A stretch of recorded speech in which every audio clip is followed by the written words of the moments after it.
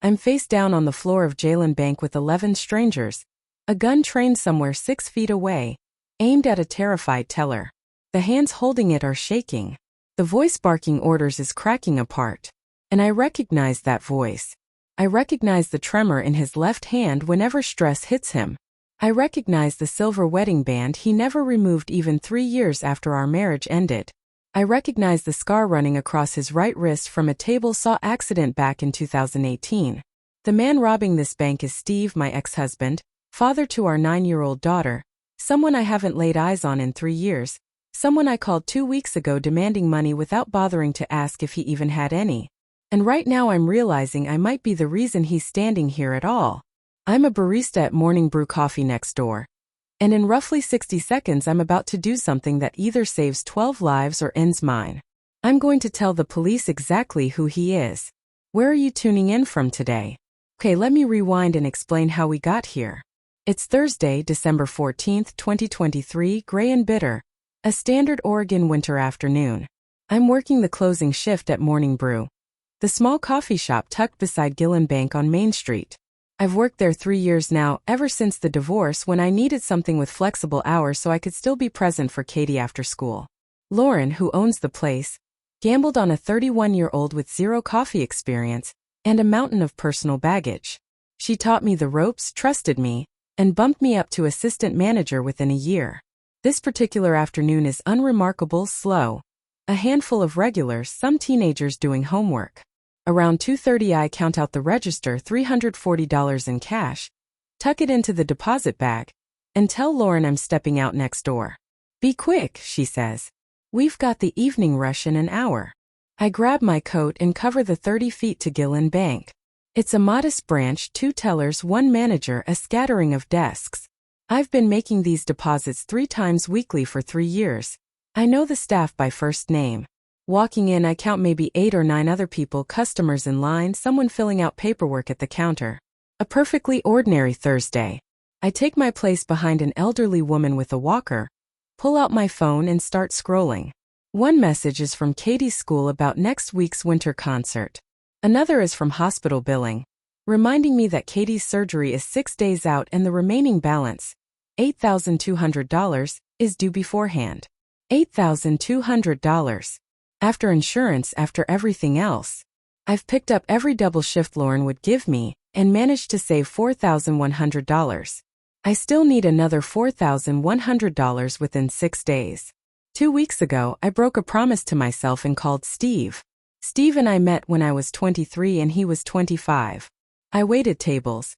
He was a contractor who came in for lunch daily, shy smile, kind eyes, terrible sense of humor. 6 months of dating later, he proposed in a Home Depot parking lot, because he just loaded up supplies for a job site and couldn't wait another day to ask. We married, had Katie a year after, built something together. He launched his own company, Stewart & Sons Construction. Despite being an only child, the & Sons was aspirational. We bought a modest house. Not wealthy but content. Then 2020 hit. His business collapsed under the pandemic. Construction work evaporated. Clients pulled out of contracts. He had 3 guys on payroll he couldn't afford to pay. He took out loans to stay afloat and those loans curdled into crushing debt. By 2021 we'd lost the house. By 2022 he'd lost himself. He stopped sleeping, stopped eating, stopped talking to me. I'd find him sitting in the dark at 3 in the morning, staring at bills he had no way to cover. He became a ghost inside his own life. I suggested therapy, suggested bankruptcy, suggested temporarily moving in with my parents. He rejected every option, insisted he'd fix it himself, insisted he just needed more time. Time only made things worse. And I had Katie to think about, keeping her grounded while her father came apart at the seams, shielding her from a collapse I had no power to stop. So I filed for divorce, not because the love had died, but because I couldn't keep watching him drown and drag us under with him. He didn't contest it, barely even responded to the paperwork. The divorce finalized in March 2022. 2 weeks later he was gone. No forwarding address, no number, no goodbye. 3 years of nothing followed. No child support, no birthday cards for Katie, no contact whatsoever, aside from sporadic deposits, $50 here, $100 there, showing up anonymously in my account every few months. I knew it was him. It was never enough to matter, never enough to feel like genuine effort. Katie would ask, "Where's Daddy?" And I never knew how to answer beyond, "He's working far away. He loves you. He's doing his best." The truth was I was furious he'd abandoned her. Furious I was navigating everything solo, furious he'd simply given up. 2 weeks ago Katie collapsed at school, heart palpitations, rushed to the ER, a battery of tests, then a diagnosis. An undetected congenital heart defect. Not immediately fatal, but serious enough to require surgery soon. Got scheduled. Insurance would cover most of it, not all. The hospital wanted $8,200 upfront. I didn't have it, couldn't secure a loan, my credit was wrecked from the divorce fallout, and my retired parents survive on Social Security alone. Out of options I thought of Steve, of how he'd vanished while I struggled alone, of how those scattered $50 and $100 deposits felt more like insults than help, of how he was still Katie's father and owed us something. I didn't have his phone number, but I dug up an old email address and sent a message. "Steve, Katie needs heart surgery. I need $4,100, your share. You owe us that much. I need it in 2 weeks or they won't do the surgery. Figure it out." I didn't ask how he was doing. Didn't ask if he could even afford it. Just issued a demand. 12 hours later he replied, 2 sentences. "I'll find a way. I promise." I didn't respond.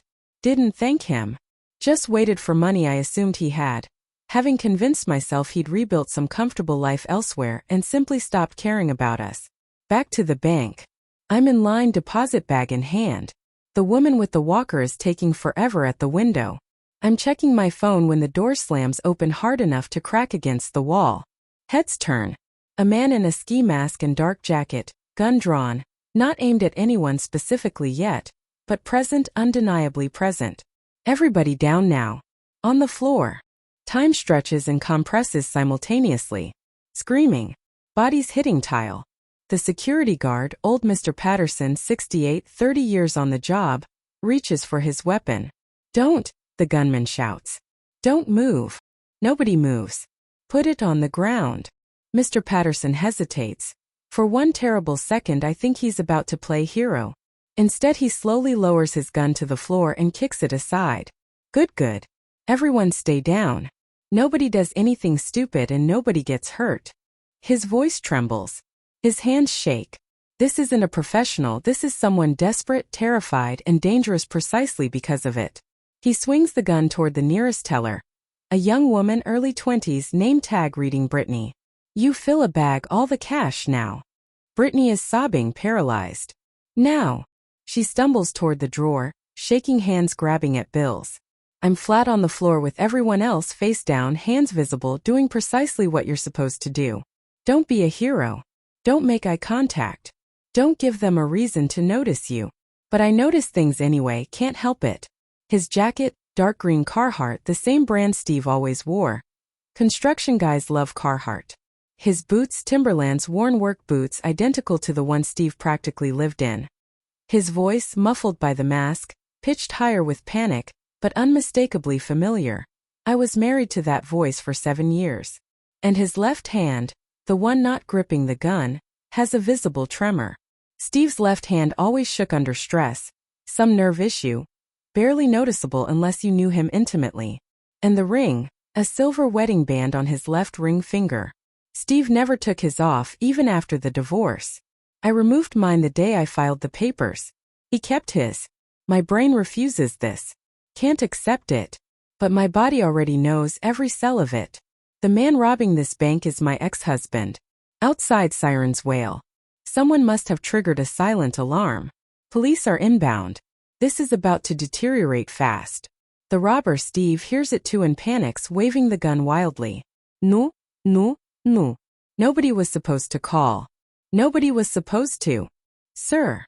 It's Mr. Patterson, hands raised, voice steady from 30 years of handling people. "Sir, the alarm is automatic.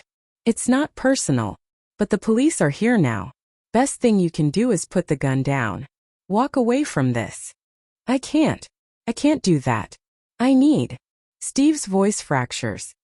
"I need this money. I don't have a choice." Officer Benson's voice crackles through a megaphone outside. This is the police department. The building is surrounded.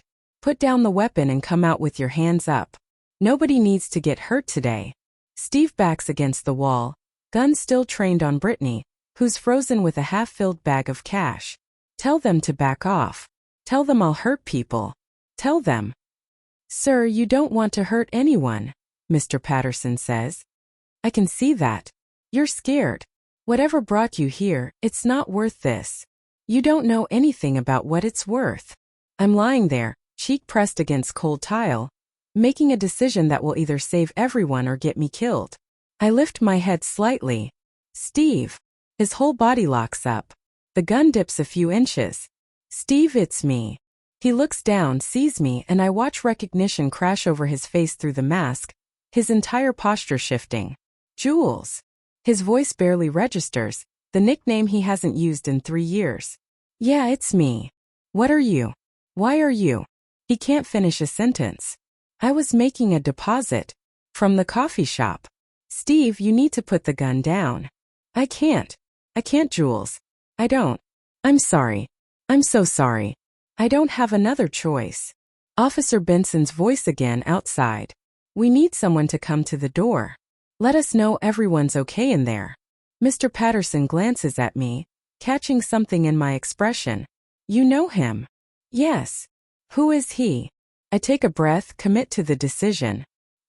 He's my ex-husband and I can talk to him. I can get him to surrender. The following 20 minutes dissolve into chaos. Officer Benson is doubtful. The bank manager is panicking. Mr. Patterson pushes for letting me try. Eventually they patch me through on his phone. This is Officer Jim Benson, lead negotiator. Who am I speaking with? Julia Stewart. I'm one of the hostages. I know who the suspect is. He's my ex-husband, Steve Stewart. I can talk to him. I can get him to surrender peacefully. Silence. Then, ma'am. That's not protocol. We can't let a civilian. He won't hurt me. He won't hurt anyone. He's desperate. Not violent. Please. Let me try before someone gets hurt. More silence, muffled voices conferring. Finally. All right. But you wear a vest. You're wired. And if anything goes wrong, you hit the floor immediately. Understood. Understood. They slide a vest and wire through the door slot. Steve allows it. He's no longer aiming the gun at anyone, just holding it, slumped against the wall, staring at me like I'm an apparition. I strap on the vest, knowing they can hear every word, and rise slowly. Steve, it's just me. Can I come closer? He nods, says nothing. I walk toward him while everyone else stays flat on the floor, stopping 6 feet away. Can you take off the mask, please? His hand trembles as he pulls the ski mask free, and there he is. 3 years gone and he looks 20 years older, gaunt and unkempt beard, hair long and greasy, eyes sunken, probably 40 pounds lighter. The man I married was solid, vital, full of life. This man is hollowed out. Steve. My voice cracks. What happened to you? He laughs, bitter and broken. What happened? Everything, Jules. Everything happened. Talk to me. Tell me what's going on. You know what's going on. You emailed me 2 weeks ago, told me I owed you $4,100 for Katie's surgery. You want to know where I've been? What I've been doing? He's not shouting, his voice has gone flat, dead. I've been living in my car, Jules, for 18 months. I've been working day labor when I can find it. Washing dishes, moving furniture, whatever pays cash because my credit is destroyed and nobody will hire Steve Stewart, the failed contractor. My stomach drops. Steve, I didn't know. Of course you didn't know. 'Cause you didn't ask. You just demanded. And you know what? You were right to. Katie's my daughter. I should contribute. I should help. But I have $340 to my name, Jules. $340. And my daughter needs $4,000 in 5 days. So tell me what I'm supposed to do. I can't speak. Can't breathe. I've been sending you money, he continues. Every time I had anything extra. $50, $100. Whatever I could scrape together. I know it wasn't enough. I know it looked like I didn't care. But it was everything. And it still wasn't enough. The surgery, I whisper. This is about Katie's surgery. She needs me and I have nothing. Nothing. His voice breaks.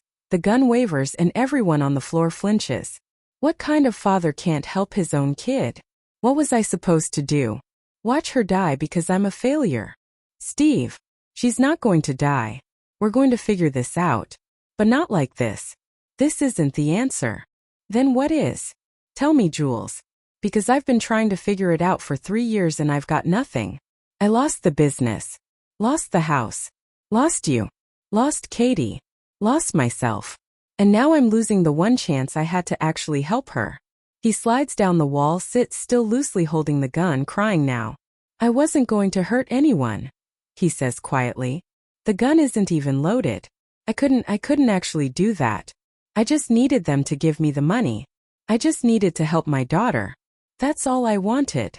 I crouch still 6 feet away, hands visible. Steve, listen to me. Katie needs you, not money, you her father. If you go to prison for this, she loses you forever. Is that what you want? She already lost me 3 years ago. No, she didn't. She asks about you every week. Where's Daddy? When's he coming back? Does he still love me? I tell her yes. I tell her you love her. But Steve, if you don't walk out of this alive, or if you go to prison for 20 years, that's it. She loses you for real. He looks at me, those eyes I knew so well once. Why would you help me? After what I did? After I abandoned you? After this? He gestures around the bank. Because I did this too. I pushed you here. I demanded money without asking if you had it. I assumed you'd rebuilt your life and just didn't care about us. I was angry and I lashed out and I didn't think about what you might be going through. So yeah, you're holding a gun in a bank. But I'm the one who put you in a position where you thought this was your only option. That's not your fault. And this isn't all yours either. We both made mistakes, Steve. Bad ones. But Katie is 9 years old and she needs her father. So I'm asking you, put the gun down. Walk out of here. Face whatever consequences come. And let me help you figure this out. Not for you. Not for me. For her. Steve looks down at the gun, then at me, then at the terrified people on the floor he never intended to harm. How, he asks. How do I fix this? I don't have the money. I don't have anything. That's when I make a promise I'm not certain I can keep, but I make it regardless. My boss, Lauren, she owns Morning Brew. She's been talking about renovating, expanding the shop, adding a kitchen for pastries. She needs a contractor, someone good, someone she can trust. Jules, I haven't done construction work in 3 years. You're still licensed, right? I mean, yeah, but... Then you can do this. Lauren trusts me. I'll vouch for you. She'll hire you. The job's worth probably $18,000, maybe $20,000. She'll pay you up front. Half to start, half on completion. That's $9,000 or $10,000 right now. Today. Enough to cover your share of Katie's surgery. Steve stares at me like I'm speaking a foreign language. Why would she do that? Why would you do that? Because Lauren's a good person who believes in second chances. And because I should have. My voice catches. I should have checked on you, Steve. At some point in 3 years I should have made sure you were okay. And I didn't. So let me do this now. Let me help. Officer Benson's voice crackles in my ear through the wire. Miss Stewart, we need this resolved. What's his status? I look at Steve. What do you say? Do you trust me? One more time. He's silent for a long stretch, then slowly sets the gun on the floor, slides it away, raises both hands. Okay, he whispers. Okay, Jules. I trust you. I step back and speak clearly for the wire. He's surrendering. The weapon is on the ground. Nobody's hurt. We're coming out. Everything afterward moves quickly. Police flood in, Steve is cuffed immediately. Read his rights, taken into custody. I'm questioned for 2 hours. The other hostages give their statements. Mr. Patterson speaks to investigators. Everyone walks free except Steve. He's charged with armed robbery, false imprisonment, and enough other counts to add up to 20+ years behind bars. But circumstances matter here. No shots fired, no violence, nobody injured, an unloaded weapon, an obvious mental health crisis, peaceful surrender. I give a statement about his circumstances, about Katie's surgery, about how he isn't a criminal, just a desperate father who made a terrible call. A week passes. Steve's public defender pushes for reduced charges, and the prosecutor, weighing the evidence and context, offers a plea deal. Probation, mandatory therapy, 500 hours of community service. He pleads guilty to attempted robbery and reckless endangerment, receives 5 years probation, and avoids prison entirely so long as he meets every condition. It's more leniency than most people get, entirely a product of the specific circumstances and the fact that nobody was harmed. The hardest conversation is with Lauren. I have it the next morning, walking into Morning Brew before opening while she's doing inventory. I tell her everything, the robbery, Steve, my promise. You told him I'd hire him? Lauren stares at me. Julia. He robbed a bank. With a gun. While you were inside. I know how it sounds. But Lauren, he's Katie's father. He's not a bad person. He's someone who hit rock bottom and made the worst decision of his life. And I pushed him there. That's not your fault. I know. But we need the money for Katie's surgery anyway. And I'm asking you for a favor I have no right to ask. Hire him. For the renovation. Pay him up front. Give him a chance to save his daughter and himself. Lauren goes quiet for a long while before finally speaking. You've worked for me for 3 years. You've never asked me for anything. Not time off. Not favors. Nothing. You show up early, stay late, cover shifts, treat customers like family. You're the best employee I've ever had, Lauren. She pauses. So I'm going to say yes. Not because I think it's smart. Not because I trust him. But because I trust you. And because I believe people deserve chances to prove they're more than their worst moment. But Julia, if this goes sideways, if he flakes or steals or hurts anyone, that's on both of us. You understand. I understand. Thank you. Thank you so much. Steve begins work 2 days before Katie's surgery. Lauren fronts him $9,000, half the total job, and he uses it immediately to pay the hospital. The surgery goes smoothly. Katie's discharged 3 days later, healthy, smiling, asking when Daddy's coming to visit. He visits on Christmas Day, supervised, with me there the entire time. It's stiff at first. Katie hasn't seen him in 3 years, she's shy, but he brings her a stuffed bear, sits on the floor beside her, apologizes for being absent, tells her he loves her. She cries. He cries. I cry. It isn't a storybook reunion. Katie stays cautious, needs time to rebuild trust. But it's a beginning. The renovation stretches across 3 months. Steve works carefully, methodically, shows up daily, produces genuinely beautiful work. The expansion transforms Morning Brew entirely, new kitchen, expanded seating, an outdoor patio. Lauren is delighted. Over those months, I watch Steve gradually return to life. He finds an apartment, attends mandatory therapy twice weekly, starts eating properly again, regains weight, cuts his hair, shaves. He never tries to rekindle anything between us, and neither do I. That bridge burned long ago and we both know it. But we learn to co-parent, clumsily at first, then with increasing ease. By March, Katie's spending every other weekend with him. By summer, she's requesting to stay with him over spring break. By fall, Steve's completed his community service, and his therapist writes a letter documenting remarkable progress. Lauren refers him to other business owners needing contract work. He lands 3 more jobs. By December, a year after the robbery, Steve registers a new business, Stewart Construction Services. Small. Careful. Building slowly. I'm closing up Morning Brew when Steve walks in. I haven't seen him in a week. He's been working a job in the next town over. Hey, he says. Got a minute? Sure. Coffee? Yeah, please. I pour 2 cups and we sit at the table by the window. Outside it's already dark. Christmas lights strung up and down Main Street. 1 year, Steve says. I know. I keep thinking about it. About how close I came to destroying everything. If you hadn't been there, if you hadn't recognized me, if you hadn't talked me down. Steve, let me finish, please. He takes a breath. I blamed you for a long time, for the divorce, for leaving when things got hard, for giving up on me. I did give up on you. No, you didn't. You gave up on us, on the marriage. But you never gave up on me. You divorced me to protect Katie. You did what you had to do. And then when I was at my absolute worst, when I'd given you every reason to let me rot, you saved me. You risked your life. You vouched for me. You got me the job that paid for Katie's surgery and gave me a reason to keep living. He's crying, doesn't bother wiping it away. I owe you everything, Jules. My freedom, my relationship with Katie, my life. And I don't know how to repay that. You don't repay it. You keep being Katie's dad. Keep going to therapy. Keep building your business. Keep showing up. That's what I need from you.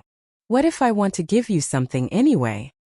He pulls an envelope from his pocket, slides it across the table. I open it, find a check made out to me for $8,200. Steve, what is this? It's what I owe you. The surgery cost. Your half that you paid. I've been saving every dollar I could for the past year. Working extra jobs. Living cheap. It's not everything you spent on Katie over the years. Not even close. But it's a start. I don't want your money. I know. But I need to do this. I need to prove to myself more than anyone that I can take care of my daughter. That I'm not the guy who had $340 and a gun. That I'm better than that. I look at the check, then at Steve, this man who shattered and is slowly, painfully reassembling himself. Okay, I say. Okay, thank you. No, thank you. For seeing me. For seeing past the worst thing I ever did. For believing I could be better. We sit there in the quiet coffee shop. Two people who used to be married and aren't anymore. Who wounded each other and rescued each other. Who will never reunite but remain permanently bound through the daughter we both love. We did okay, I say finally. Didn't we? Given everything. We did okay. Yeah, Steve says. We did. Would you have done what Julia did? Would you have risked everything for someone who hurt you that badly? Drop your answer in the comments below. And if this story reminded you that we're all one bad day away from our worst selves and one good choice away from redemption, hit that subscribe button. Because the world needs more stories about how complicated and beautiful and terrible and hopeful we all are.